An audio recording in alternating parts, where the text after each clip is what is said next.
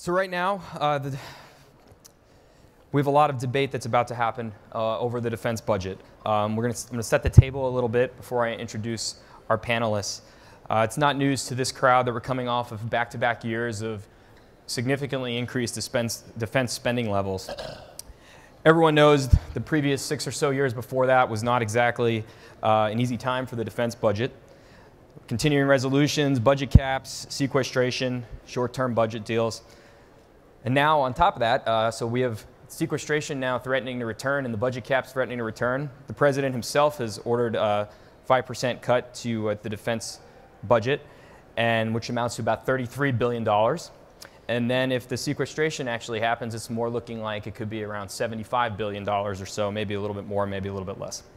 So here to make sense of it all, we have three great panelists with extensive experience in this area of defense spending. Their full bios are in your program, so I'm not going to bore you with that, but I'm going to introduce them and give you some of the really relevant positions they've held that qualify them uniquely to be on this panel. So right to my right is Congressman Steve Womack, Republican representative from Arkansas. He chairs the House Budget Committee. He's an appropriator. He's also a retired Army colonel. Next down is former Deputy Defense Secretary Robert Work, former Undersecretary of the Navy, and a guy who can't seem to shake being on a panel with me, as this now is, I believe, number 5. So, Secretary Work, good to see you. And down at the end, retired Army General Jack Keane, who oversaw Army budget process as Vice Chief. He chairs the Institute for Study of War, lots of other things, extensive experience in advising defense companies. And also, later this evening, he'll be honored at the Peace Through Strength Awards. So congratulations on the award, and thank you for joining us. One more thing before we get started. You may submit questions through the Reagan National Defense Forum app, www.rndf2018.org. Plus, those of you viewing online and across the country may submit questions via Twitter using the hashtag RNDF. All right, so here we go. Housekeeping's out of the way. I wanted to start with Secretary Work and General Keane.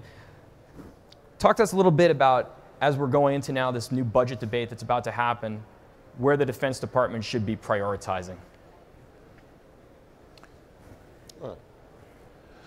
Well, first of all, I don't think the president has ordered, a 5% cut. The FY19 budget level is 716. The department planned for it to be inflated, and so the 733.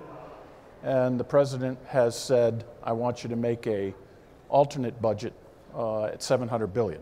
So the 5% is off of a planned number.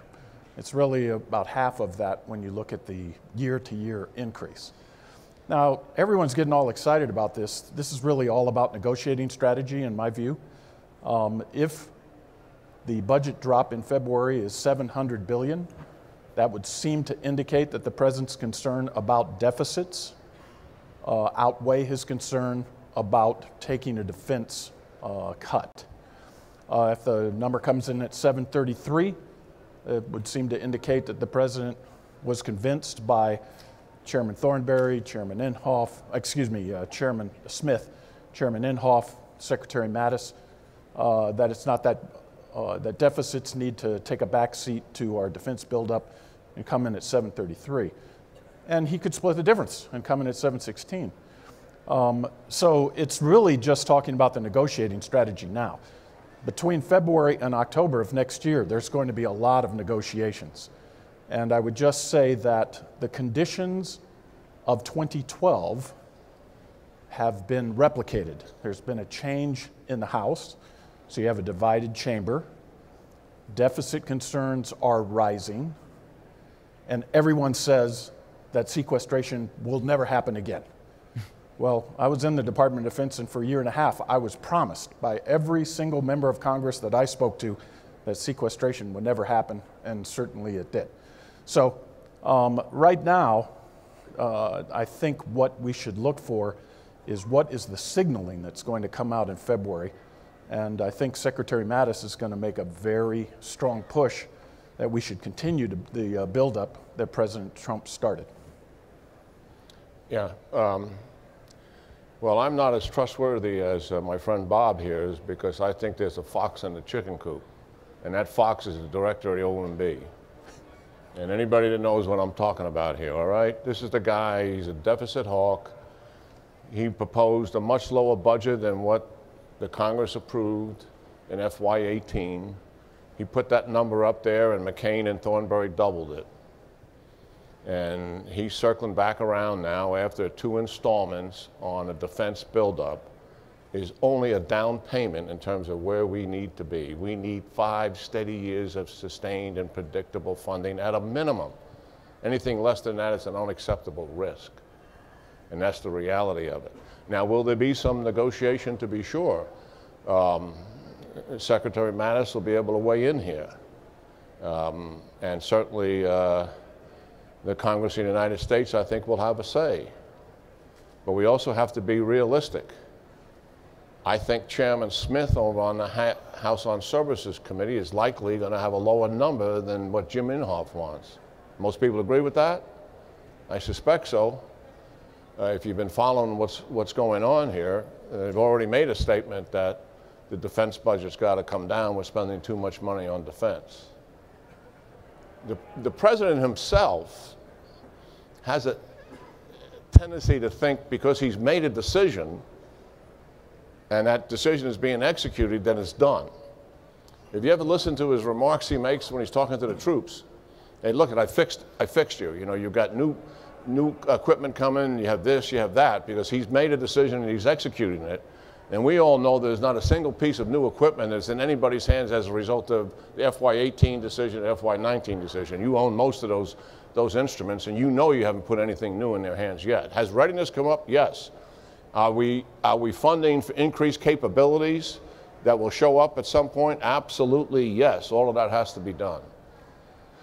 But at some point, the leaders are going to have to make the case to the president, because I am concerned that the director of the OMB is blowing in his ear that the deficit is mounting and defense has got to take its fair share here.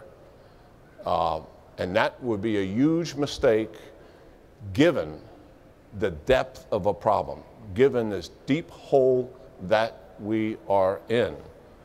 And this, you know what happened to us. We were involved in the 9/11 wars. And as they started to wind down, what we should have done is refreshed our military capability in terms of our conventional warfighting capability. We've been fighting unconventional wars, and we didn't do that. Quite the contrary, we took devastating cuts in the defense budget using the Budget Control Act or sequestration, which in my mind was a decision that is bounded in profound recklessness. And that is what happened. And we have not even close to recovering from that. If we come in at the number of $700 billion, there is no growth in Army force structure and Army brigades. The Air Force goes back to a smaller Air Force than they were in 2016 when the president was elected. That's the seriousness of what we're really talking about. You just don't halt the defense buildup, you're taking a cut at it. And we're starting to go back where we were. And we just got to educate people on what is truly happening and how serious the problems are that are facing the Department of Defense. We'll get actually to a little bit of that. And we talked a little bit later about the survey that the Reagan National Defense Forum did about kind of who supports defense increases and who doesn't. But Congressman, I wanted to move over to you for a second and talk to us a little bit about how you see the next year shaping up in Congress with Democrats about to take over control in the House, and when do you expect negotiations to kind of start taking place? Are we going to be waiting right up until the very end like we became accustomed to in prior years? And kind of what do you think the fights are going to be over, the types of programs? I know we've heard nuclear modernization thrown around a little bit. What's your take on that? There are going to be a lot of arguments about numbers as there traditionally are, but remember, we're coming out of an 18 and 19 cycle where we had a bipartisan budget agreement, we had top line numbers so appropriators could deal with the spending issues of the country on the discretionary side well in advance. We were able to get a full funding of the national defense apparatus and other programs all the way through the fiscal year, although we still are a little short in some other areas. And we've kind of lulled ourselves into believing that we've got this budget and appropriations process fixed now. It is not fixed.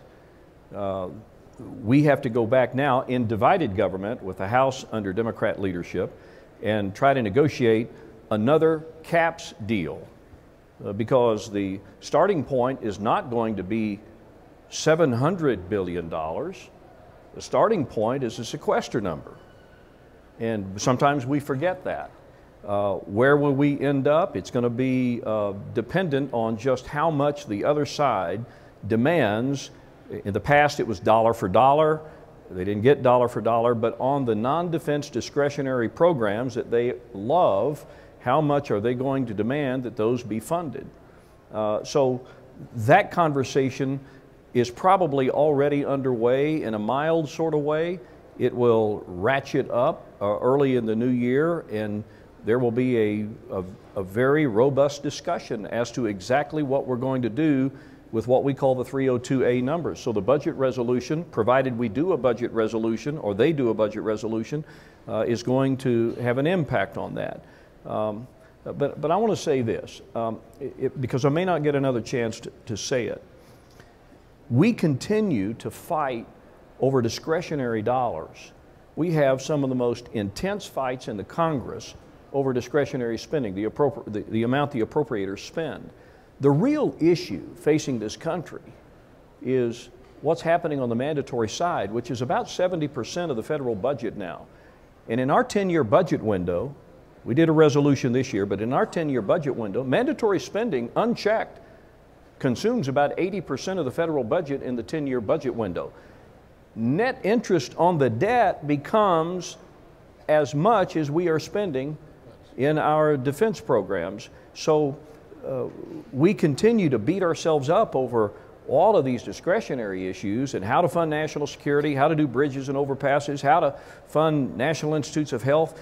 The real challenge for this country is when are you going to acknowledge the problem you have with your fiscal glide path is on the mandatory side of spending.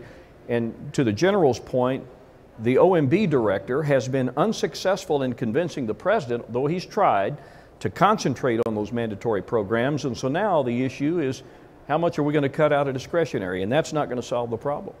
Talk to us a little bit. We were just chatting back in the green room about process reform and kind of looking differently at how we do the defense budget, looking at it maybe in a multi-year cycle. Tell us a little bit about the work you were doing there and kind of where that stands. Well, it was kind of a sad moment on Thursday.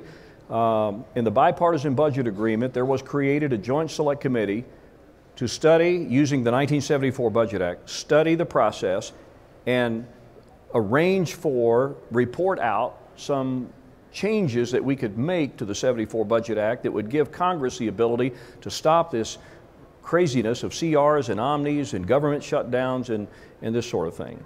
Now, understand that in the statute that created the committee, the reporting threshold was 5 and 5. There were 16 members, but you have to have 5 Republicans and 5 Democrats to either amend or report out the program. We were successful in moving the chain, so to speak. We agreed on biennial budgeting using the 18-19 plan as kind of our blueprint. We agreed on annual appropriations to give Congress oversight. We agreed on annual reconciliation so that we could attempt to go after mandatory spending constraint, and a few Senate issues. And when we got to the finish line, Thursday morning at 9 o'clock when the roll call was taken, even though we had agreed with 5 and 5 on all those amendments, I had 4 Democrats vote present. Present. And so what we began with was a broken and flawed budget and appropriation process, and what we gave to the country was a broken and flawed appropriation process. And that's, as I said in our remarks that day, Congress has earned its very low approval rating as a result of that kind of gridlock. Again, you think we're going to need a forcing function like the end of the fiscal year before we actually get to a point where we actually get a deal, or do you think? The varsity sport of the United States Congress is jumping off of cliffs. And we will go right back to cliff jumping unless the four corners of leadership in the next Congress can agree to budget caps, a change in those top line numbers that we can get through both the House and the Senate signed by the President. Secretary of Work, I wanted to pivot over to you.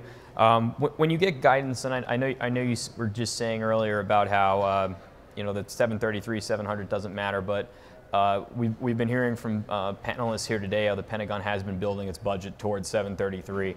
When you get a bogey like this so late in the game, basically, if you're somebody, and I know you were there when a lot of this happened in the past, where do you go to get that money? Is it modernization? Is it force structure, or somewhere else?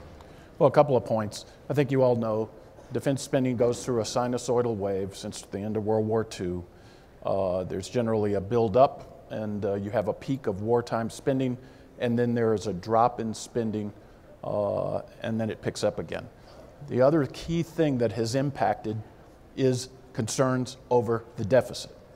The 1985 Gramm-Rudman-Hollins Act started the longest sustained defense drawdown since World War II, and it was driven by concerns of deficits.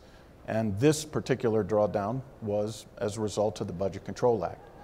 Now, I was talking with someone, I won't name his name, but he said, look, if you just take a look at all of the paper that China holds and you do a straight interest rate analysis, paper on our debt, and we're paying them back, we, the United States, are paying for the entire Chinese defense budget. We are, not them. We're paying out of our deficit. Now, I haven't worked the numbers, but I really respect the person who told me this, so I am going to check the numbers. But the deficit is important. I think Senator King said that this morning. The other thing is, even if we go to 733, if we go with the rate of inflation, that is a real cut.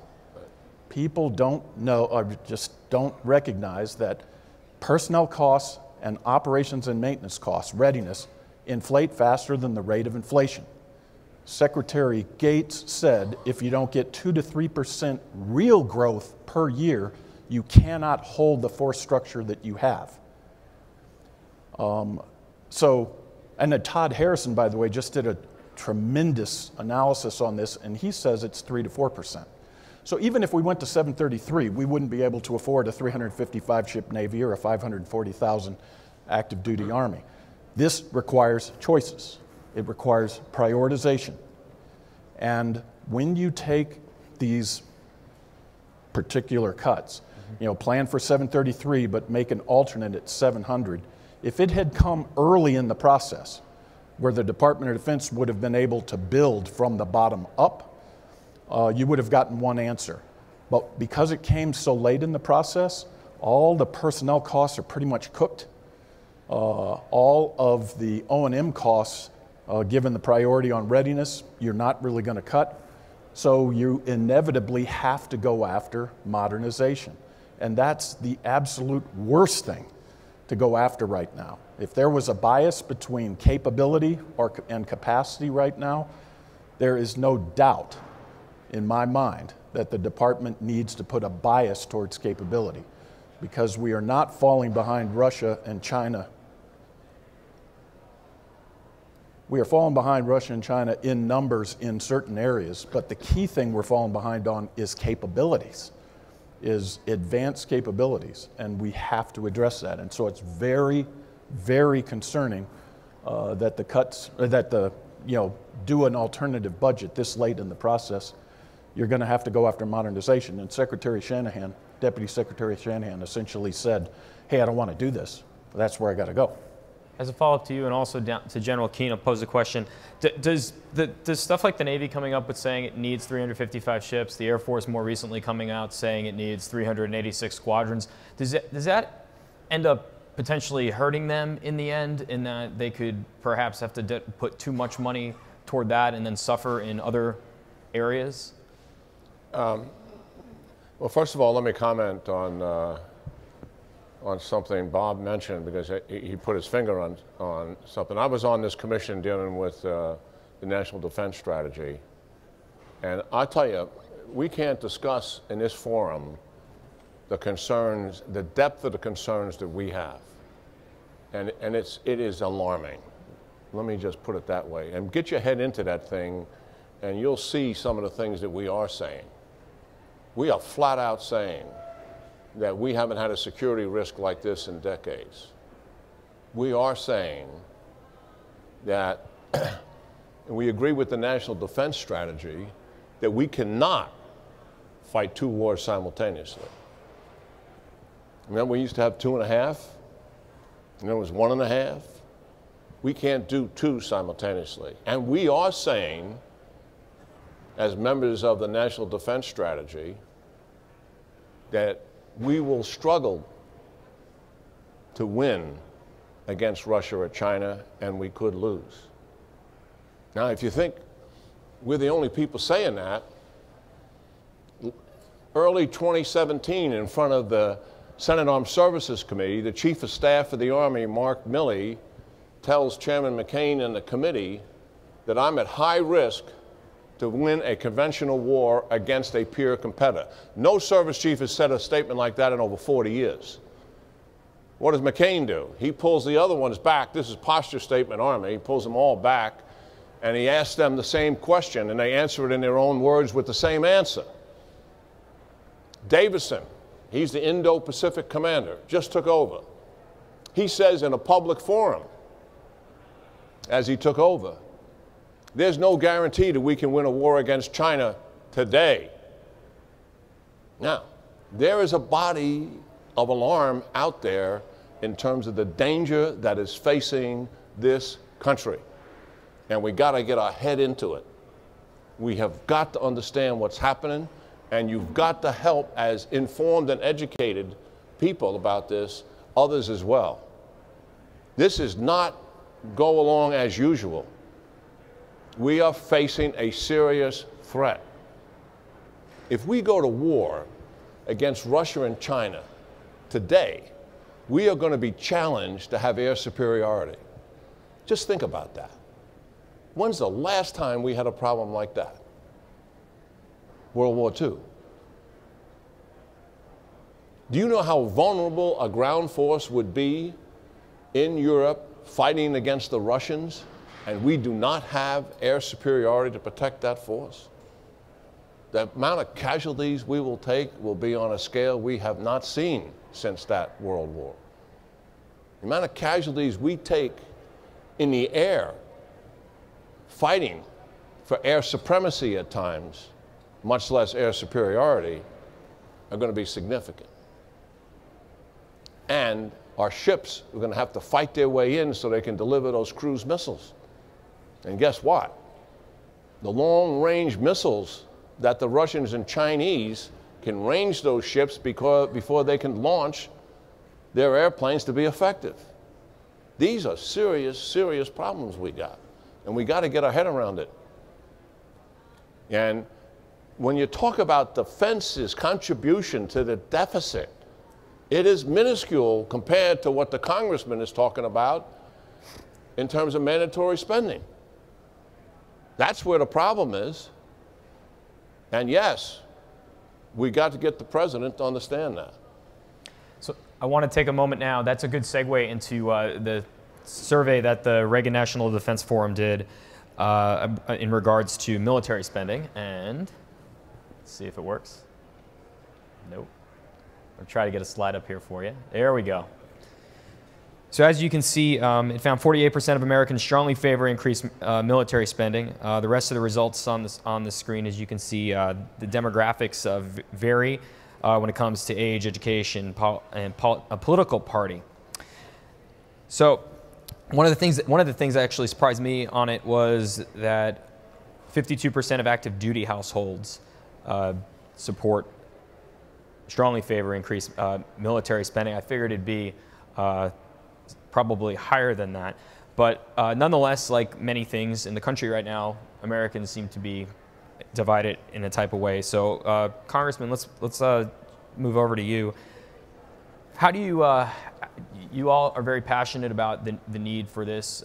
General Keane has laid out what his committee and the threats that are being faced and their conclusion.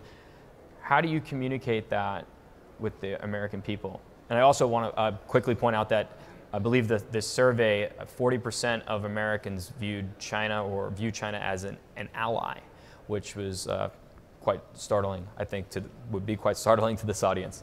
So how do you communicate with the people? Well, part of the challenge is the general public generally do not understand the depth of the problem. They don't understand the difference between what we do with discretionary spending versus what mandatory spending is about.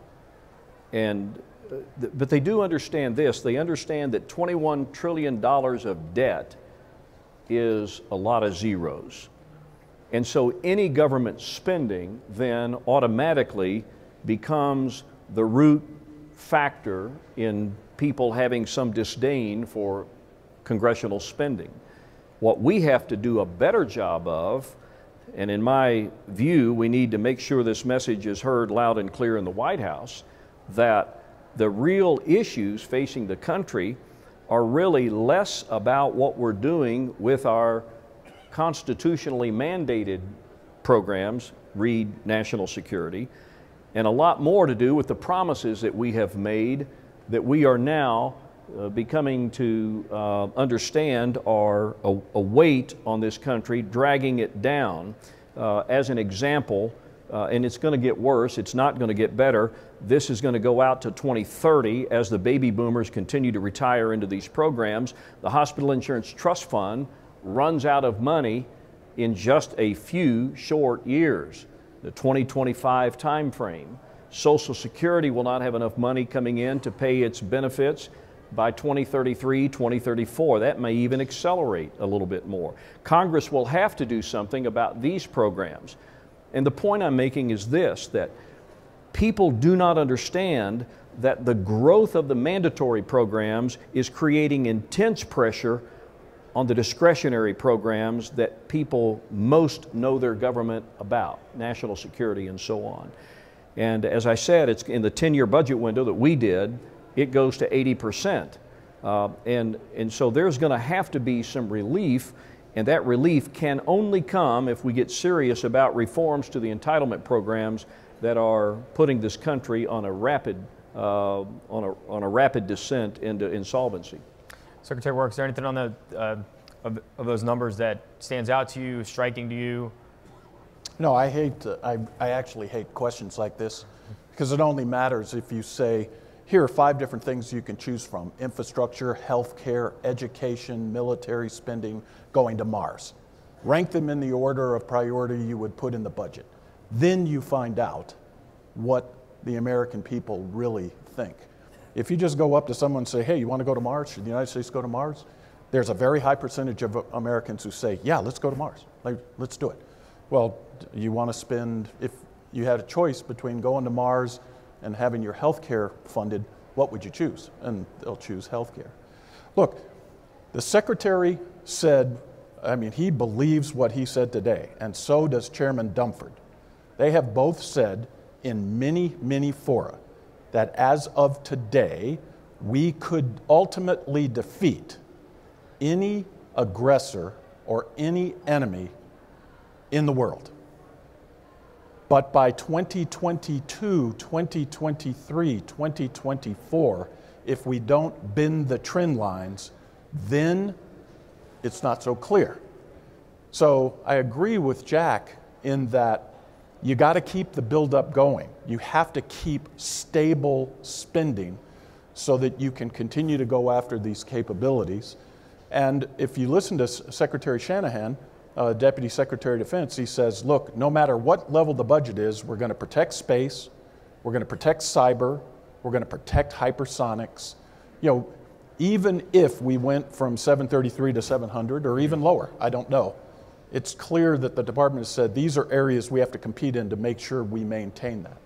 So from my perspective, I think we risk overhyping the threat. What we need to hype is the questions that we've been talking is convincing the president, the American people, and Congress that we need to continue to fund at least at the level we are now. And then we can debate over how much more money you might want to put in. $700 billion buys you a lot of modernization. It buys you a lot of capabilities. But as of today, I think our senior leaders are very confident that if China or Russia decided to take us on with our allies, we'd be able to prevail. Would we have a lot of casualties? Absolutely. Would we lose a lot of ships? You betcha. Would we lose a lot of airplanes? Unfortunately, yes.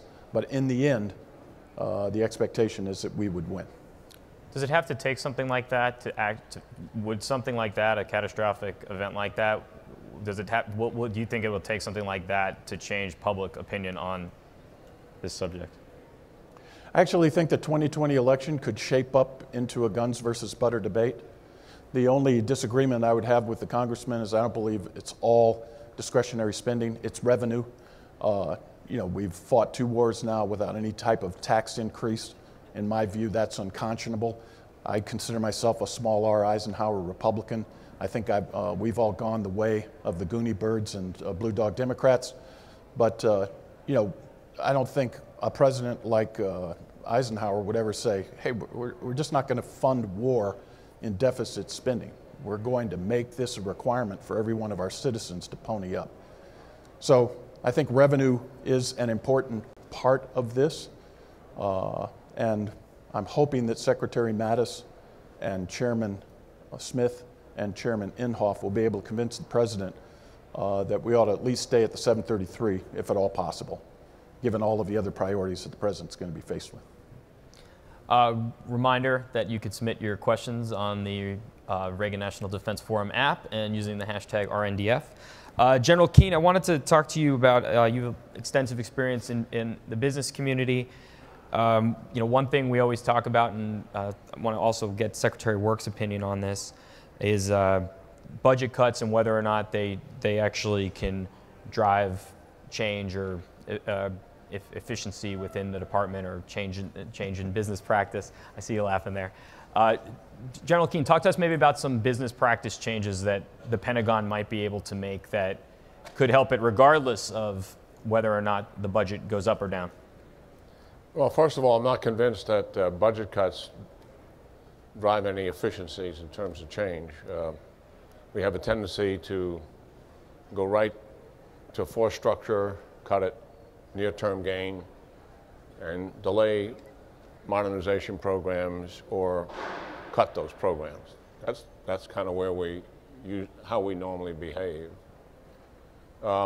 Listen, if you talk about defense reform, the truth is all of our eyes are just going to roll and say, oh, we've heard that before, and it just never happens, right? But there are some things we could really do.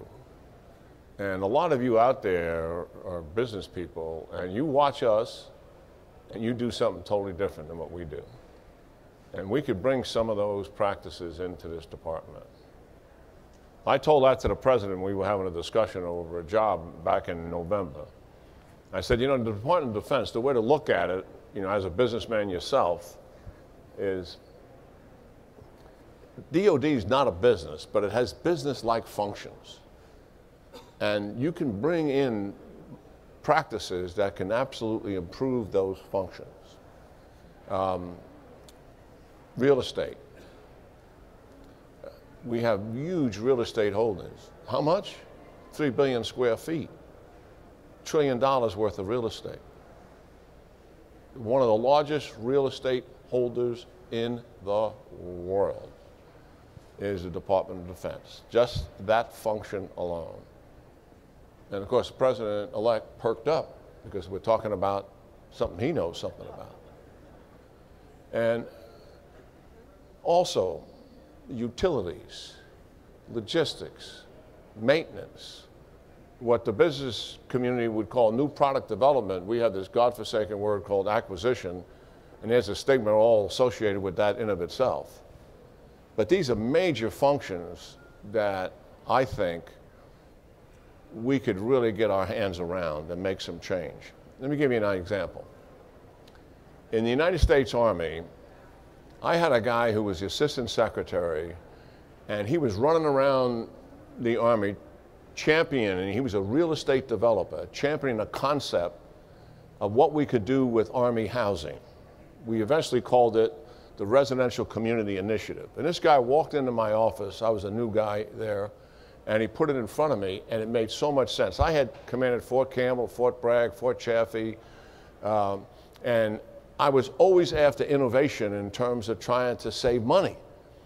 And I wanted to outsource my utilities, because what am I doing in the water treatment business? What am I in a power plant business? Come on, I can't run those functions properly. The guys out the gate do that so much better. Why am I in the motel business? The Army, it was in the 7th largest motel owner in the United States. Why are we in that? We run the largest daycare operation in the United States. What are we doing that for? And we do it kind of, except for daycare, sort of B- at best, because we're not Marriott. Well, whatever. Marriott's the wrong word to use today, I guess. So we took 86,000 homes, and this was his idea, and I became his champion. It made so much sense to me. It was something I was looking for. We had those 86,000 homes. We owned the land, but we leased the property for 50 years with an option for 25 more. And as opposed to going into military construction Army, where those homes are, and they pay for them, but they also, out of there comes the maintenance upkeep of it. And in the military installations I was running as a commander and chief of staff 3 times, so 6 times I had a bite at this apple in dealing with installation issues. I could not keep up with the maintenance of those homes for those youngsters. I just couldn't keep up with it. So what did that mean? I had quality of life issues. People are afraid. People are ashamed to show the mother-in-law who's coming, all right? The other son-in-law, you know, is living a pretty decent life, takes nice vacations in Europe, and they're coming in to see my sergeant or my captain, and they're a little ashamed of the houses that mother-in-law is going to see where her daughter is staying. These are real issues. This is quality of life. These are one of the things that keep people glued to the profession. It's the high satisfaction to be sure that you're doing something to contribute to the country, but your lifestyle's got to be adequate. So we went after this thing. We touched all of the 86,000, listen to me, in 7 years. 7 years we touched every one of those houses. When we took the money out of the personnel account as opposed to military construction. Real money on the table, long-term investment, business very attracted to that. They see 50 years with a 25 renewal. That's a big deal. Now we're monetizing that function. The quality of life in those homes went up. The way they took those homes and did things the Corps of Engineers couldn't even conceptualize. I lived in Corps of Engineer housing most of my life before I became a general. Let me tell you something. There is no aesthetic or redeeming value. You don't know where to put your garbage cans in the front of the house. There's no identification that would tell you which is the front or the back. When you arrive, there's no sense of arrival. They built homes like they built barracks. So much damn cordwood, all right? That's what they did. They did that all of my life in the military until they hand me a mansion because I become a general officer, all right? But that's not the way I lived. I lived just the way they lived. Stacked up 7 or 8 of these things in a row. All of that changed. People live in quality housing. We can monetize these functions. We have underutilized administration, office space, warehouses, you name the facility. There, you go across the military, there's hundreds of millions of square feet that are underutilized. Monetize that. Somebody can use that space. Monetize it. Let's start making some money. These are just some of the things you can do. I mean, Lord knows. And the reason why your eyes roll when you say defense reform, because you know what kills it? What kills it is you got the good intentions, but you can't change the process. And we live in silos. And you can't get cross-function. You can't get cross-department. And then when you're actually trying to do it, you got so many people involved in the bureaucracy that have got to say yes to it, that great idea dies of its own damn weight. And it just doesn't happen. But I'm convinced if we go after this thing, yes, I think there's some money there for us. But I'm not saying that's a substitute for a budget that sustains our capability and is predictable. I am not suggesting that at all. But I do think there are ways we can improve, you know, how we do business. And there's people out there that can clearly help us, and some of them are sitting right here in a room, to tell you the truth. So we got to go into the lightning round real quick. We have about 3.5 minutes left. Congressman, the question we have from the audience, or from the Twitter sphere, if you will. According to an Atlantic article published shortly after the 2018 midterms, there was a 188% surge in young people voting compared to the 2014 midterms. Given that polls constantly show that young people are less supportive of defense spending, how can we sustain an adequately resourced military over the long term? Well, you just got to make the case to the younger generation that national security is a national imperative. And the fact is, and we saw the numbers posted up here earlier in a previous hearing forum, that fewer and fewer people have any contact at all with the United States military. And we've got to continue to impress upon them that and I think a lot of it's driven by the fact that they know we're $21 trillion in debt, and they know deficit and debt is a big deal, and it's now impacting a lot of programs that they rely on, not the least of which is maybe education and cancer research and some of the other things that discretionary dollars go for. We just have to make the case, as I've said, till I'm blue in the face. I'm a budget chair, okay, so I'll look at this stuff every day, is that we have a serious problem going on that the Congress doesn't look at all. On the mandatory side, Social Security, Medicare, Medicaid, net interest on the debt, these programs that just go unchecked year over year over year, and until there is a crisis moment in this country where some of those programs begin to shut down, they continue to consume more of the dollars that we should be pumping in to national security through the discretionary program. So again, I think we have to make the case to the American people, and as you mentioned a minute ago, Marcus, sometimes it takes a catastrophic event for people to finally get it, the light comes on that, hey, this national security is a pretty big deal. So really quick, last one, I guess Secretary of Work will throw this over to you. One, also thanks to the person who asked the last question, Atlantic Media is the parent company of Defense One, so thank you for citing one of our articles. What are the implications of the Pentagon audit, and will it result in the Pentagon failing its audit, and will it result in meaningful reductions in wasteful spending? Look, I was actually happy we only had 20 material deficiencies on our first audit. We're talking about a $2 trillion agency, department, and we aren't a business. We have business functions, as Jack said, but our mission is the application and management of violence. And guess what? In the application and management of violence, effectiveness should trump efficiency. Efficiencies are important, and for the last 17 years, when we really haven't had to deal with large peer competitors, and we've pretty much been able to have enormous strategic freedom of action, focusing on the cross-enterprise business operations like healthcare, real estate, personnel management, all of those things. There is a lot of money to be saved. Not as much money as people think.